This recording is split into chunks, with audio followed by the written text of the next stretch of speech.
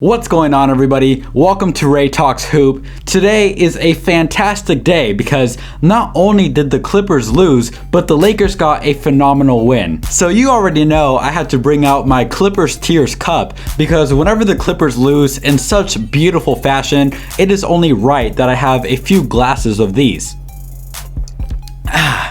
Just as good as when they got eliminated by Jamal Murray. Now, if you want a little bit of a preview of just how bad the Clippers did in the fourth quarter, I'm gonna read off some stats to you, courtesy of Shannon Sharp. First of all, Kawhi Leonard and Paul George combined for only 6 points in the fourth quarter. Between the two of them, they shot 3 for 15 from the field, and the entire Clippers team did not score a single field goal in the last 4 minutes of a game. So yeah, it was not a good fourth quarter for the Clippers, so because of that, I definitely am drinking Clippers Tears today.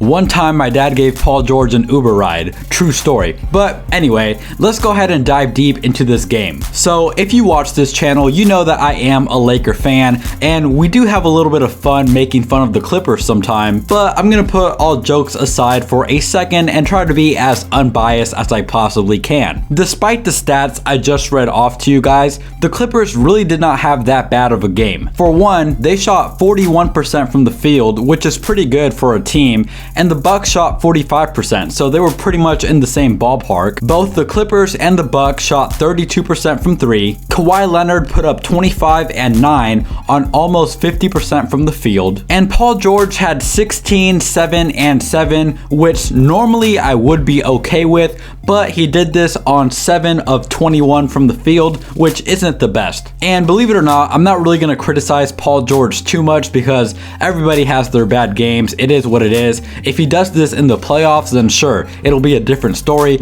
but for now, I'm just gonna let it slide. And believe it or not, I'm actually gonna give the Clippers a little bit of credit for this one thing. The Clippers only lost by 5 points, but they only shot 7 free throws the entire game, whereas the Bucks shot 22 of them. And that's not really on the Clippers or on the Bucks, that's just how the refs make the calls. But if we look at the foul calls, the Clippers fouled the Bucks 19 times, and the Bucks had 11 fouls as a team. And believe it or not, I do think the refs missed a couple calls that should have been in favor of the Clippers, but at the same time, the refs miss calls every single game for both teams. Nobody's perfect, so it is what it is. So with all that being said, why exactly did the Clippers lose? First and foremost, both teams did a pretty good job defensively, especially down the end of the game, primarily the Milwaukee Bucks. The Clippers' defense fell apart a little bit, but it wasn't really as bad as most of us Laker fans might make it seem. Paul George and Kawhi Leonard are very good perimeter defenders,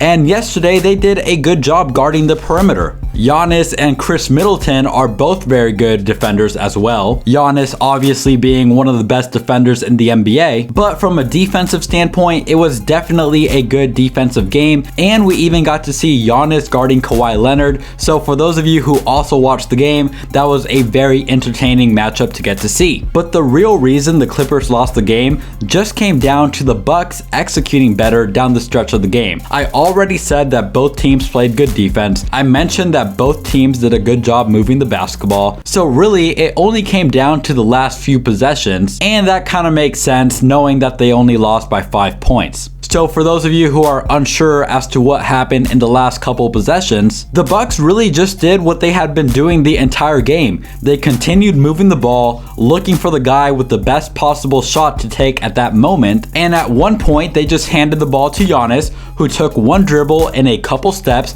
and he dunked the ball hard. That gave him and the Bucks all the momentum they needed to finish out the game. After that, the Clippers got a couple more attempts to try to win this game, but like I just mentioned, Milwaukee had all the momentum. Their energy on defense did not go away up until the final buzzer went off. And I'm not going to say all of the credit belongs to Milwaukee because Kawhi Leonard, Paul George, and everybody else, these guys are all phenomenal basketball players. They are some of the best players in the entire world. So at the end of the day, even if you play phenomenal defense, everybody in the NBA is capable of getting a shot off. Sometimes you have the best defensive players in the world guarding LeBron, guarding Durant, guarding any of those guys, yet those guys are still able to get a bucket. So because of that, I'm not gonna say that the sole reason for the Clippers losing had to do with the Bucks just being a better defensive team, because at the end of the day, even if you play the best defense in the world, Kawhi Leonard and Paul George are good enough basketball players to get a shot off. They just so happened to miss their shots a lot in the fourth quarter,